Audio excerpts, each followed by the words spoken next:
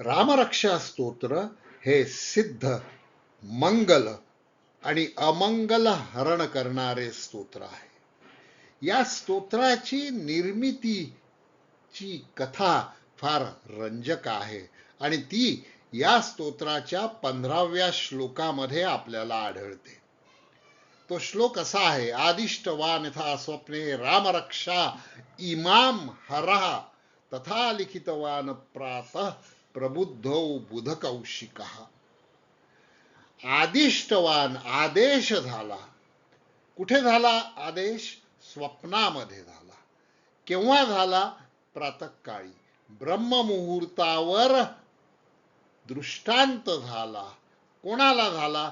प्रबुद्ध अशा बुधकौशिक ऋषींना. कोणाचा दृष्टांत झाला? हर म्हणजे शंकर, कैलासपती शंकर. आता शंकर म्हणजे कोण?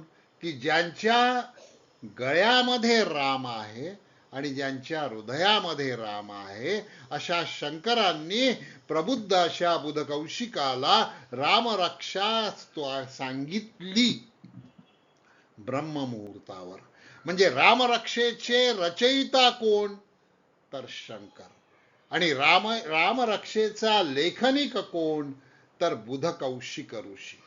आता कुशिक वंशामध्ये ज्याचा जन्म झाला, कुशिक या क्षत्रिय वंशामध्ये ज्याचा जन्म झाला, तो कौशिक या नावाने ओळखला गेला.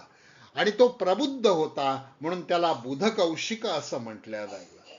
बुध म्हणजे ज्ञानी. विश्वामित्राचा जन्म हा क्षत्रिय कुळात झाला. त्यांचा जीवन प्रवास हा क्षत्रियत्वाकडून ब्राह्मणत्वाकडचा प्रवास आहे. हा प्रवास घडत असताना विश्वामित्रांना षड्रिपूंवर मात करावी लागली. क्रोध त्यागावा लागला, मोह त्यागावा लागला, मत्सर त्यागावा लागला. आणि या षड्रिपूंवर मात केल्यानंतर बुधकौशिक म्हणजे विश्वामित्रांना ब्राह्मणत्व प्राप्त झाले, म्हणजे ब्रह्मज्ञान प्राप्त झाले. ते अजात शत्रू म्हणून प्रसिद्ध झाले आणि ते ब्रह्मर्षी म्हणून झालेत. आणि म्हणून 5व्या श्लोकामध्ये